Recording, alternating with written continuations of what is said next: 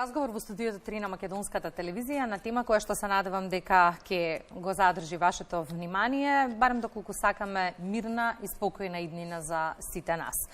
Мирот не е само отсуство на војна, туку општа состојба во која човекот е во согласност со себе, со природата и со другите. Градењето мир опфаќа процеси и активности што водат кон одржување на општеството без насилство, дискриминација и неправди. Овој релативно нов концепт, воведен дури од 1992 година во речникот на Обединетите нации, денес се смета за еден од клучните пристапи во изградбата и опоравувањето на општествата. Тема која низ годиниве била и се уште е во фокус на размислување на голем број филозофи и научници. Па така, Алберт Ајнштајн ќе каже: кога ме прашаа за оружје способно да се спротистави на моќта на атомската бомба, јас го предложив најдоброто од сите – мирот.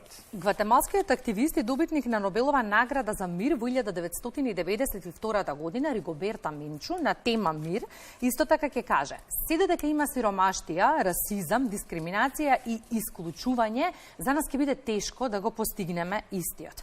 Покрај војна, близко до нас, ние сериозно живееме дополнителни предизвици кои тоа како ни го нарушуваат мирното живење. И зошто не само на меѓународниот ден на мирот треба да се зборува за неопходноста од мир со сите сегменти на живењето? Ова утро зборуваме со Ана Битолјану од првата детска амбасада Меѓаши. Добро утро и добро ни дојдовте. Добро утро, ви благодарам за поканата. Ана, кога се зборува за мирот, како што споминавме и со Никола во најавата, првата асоциација генерално е војна, како општа состојба која што го нарушува мирното живење. Но ако сме реални, ќе признаеме дека изминативе години имавме многу дополнителни и се уште живееме дополнителни предизвици кои и тоа како го нарушуваат мирното живење. Пред 2 години започна со пандемијата, која што немаше видливо оружје, но се чини дека водевме војна и се уште, иако сме при крај на истата, водиме војна со невидлив противник. Понатаму сега имаме економска и дополнително енергетска криза, која што не истоштува и тоа како и ни го нарушува мирното живење, за да дојдеме до нас со што почнавме, дека мирот веројатно не е само отсуство на војна. Да, тоа е една од клучните точки на кои што работиме и во програмата и генерално во активизмот. Отсуството на војна е нужно прв предуслов за градење мир или за мирно живење, меѓутоа е еден едноставен, симплифициран поглед на тоа што е мирот. Секако дека доколку има вооружени конфликти или воени действија, ништо друго не е возможно и тоа прво треба да се реши. Меѓутоа, повеќе треба да се размислува во каков свет сакаме да живееме и што е она што би направило да на луѓето генерално им биде добро. Не на мали одредени групи на луѓе, не само географски поделени, него глобално гледано. Дури ни на ниво на присуство на војна, тоа отсуство го чувствуваат само одредени делови од светот. Луѓето најчесто не се свесни дека е во овој миг, да кажеме, 30 на војни конфликти кои сериозно го нарушуваат живењето на луѓето се присутни. Меѓутоа, на страна да ги оставиме тоа, да кажеме дека е јасно дека војната е големо зло и дека голем дел од луѓето, да не кажам најголем дел, ќе кажат секако не на војната. Меѓутоа, на одредени начини тоа и понатаму ќе се провлекува и ќе биде поддржува. Дел од тие немири е и ова што ни се случува.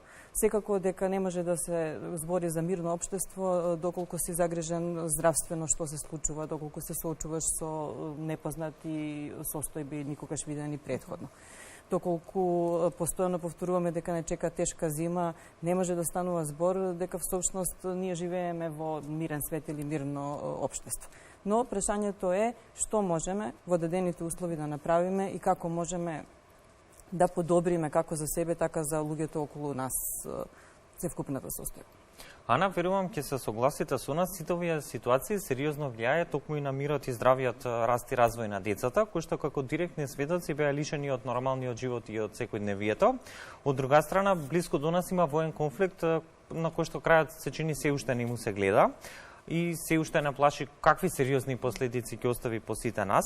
Ако повиците за мир во светот до предодредено време ни делува како празна флоскула, сега веќе и на дело гледаме колку е неопходно да се размислува токму со ладна глава пред да се земе оружјето в рака.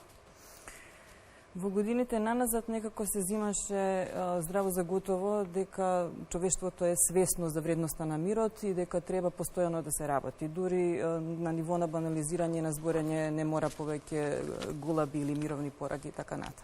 Меѓутоа, се што правиме во светски рамки, тоа го демантира некаде. Мислам дека во овој момент е исклучително потребно и важно и да се повикуваме едни со други и да се обидуваме да работиме, буквално да работиме секојдневно на градење на мирот. Воедно, што да им се каже на младите, со сета несигурност што возрастните ја имаат, во каков свет, каде растат и што се ќе се случува и во нивното обкружување. Беа лишени од вообичаените начини на образование, допрва се адаптираме и учиме како тоа може подобро да биде изведено. Не знаеме понатаму како ќе се одвива, а истовремено нова војна, како што кажавте, ни дојде практично сосема близко до нас. Мирот е секој чекор и тоа се трудите низ годиниве и вие да го потенцирате, меѓу другото со концептот на мировно образование, во кој што се обидувате да градите добра комуникација помеѓу младите. И овој концепт беше прифатен многу позитивно и даде многу добри резултати. Се уште дава, но тоа е потврда генерално дека треба да се работи на односите. Да, токму така, треба да се работи на односите, но треба и младите да бидат активно вклучени и да им биде возможено да работат на овие теми. Токму деновива, односно денеска, во низата активности што се бават со обележувањето на Светскиот ден на мирот, младите од Гостивар, например, работат на тема како можам јас да придонесам за мирот во моето училиште. И тоа е клучно, од една страна им се дава активна улога, од друга страна се освестуваат низата работи на кои што може да се делува и кои што вкупно би подобриле заедничкото живење. Исто така, поврзувањето на младите од различни градови, различни етнички групи, се она што сметаме дека се уште не е ниту доволно, ниту природно направено за да заживее. Да се осврнеме сосема накусо и на годинашната тема на одбележување на Меѓународниот ден на мирот. Истата гласи да ставиме крај на расизмот и да градиме мир. Во неговата изјава генералниот секретар на Обединетите нации Гутереш вели расизмот продолжува да ги труе институциите, социјалните структури и секојдневниот живот во секое општество. И натаму расизмот е двигател на постојаната нееднаквост и продолжува да им ги негира основните човекови права на луѓето. Како да се бориме против расизмот и од друга страна, со оглед на тоа што младите учат од нас возрастните, колку добар пример сме ние за градење мир токму кај децата? Ако ќе погледнеме во каква состојба е светов, возрастните и генерациите на кои што припаѓаме не може да кажат ниту да се пофалат дека се добар пример.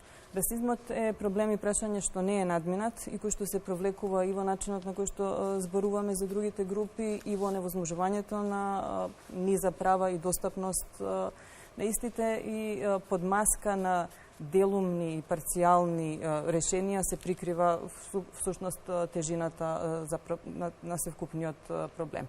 Меѓу останатото, тука и начините на кои што популарната култура зборува за другите раси, таму каде што е доминантна белата пред се. Меѓутоа и за отвореноста да кажеме колку сме спремни и како ќе третираме други луѓе кои што доаѓаат или транзитираат низ земјава, ако збориме конкретно за Македонија. И каков е впечатокот некаде пред крајот на разговорот, колку активно сите придонесуваме, еве не само Македонија, впечатокот на глобално ниво, за градењето мир како услов за подобра иднина за сите. Спомена и Никола, до пред известно време беше практично празна флоскула реченицата посакуваме мир во светот, но гледаме колку е неопходна да ја имаме во сите сегменти. Хајде да ја исполниме со содржина повторно и да не биде само декларативно. Да видиме што правиме, всушност секој од нас, и тоа основни работи. Како придонесуваме од моментот кога ќе скочиме од дома или во моментот како се однесуваме дома со другите луѓе, до тоа како професионално или непрофесионално се бавиме, колку ги гледаме проблемите и потребите на другите. Полето на делување е огромно, не мора да се залагаме за мир со петиции или не знам што.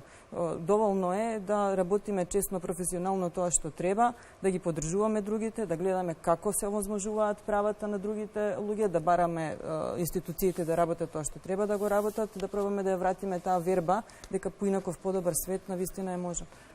И јас верувам во тоа. Дефинитивно секој поединец заслужува да живее во мир и достоинство и тоа е нешто на што треба да работи секој еден од нас. Токму затоа ќе ви се заблагодариме за денешното гостување во Македонија наутро и сите пораки кои што ги упативте до нашите гледачи. Ана, благодарам.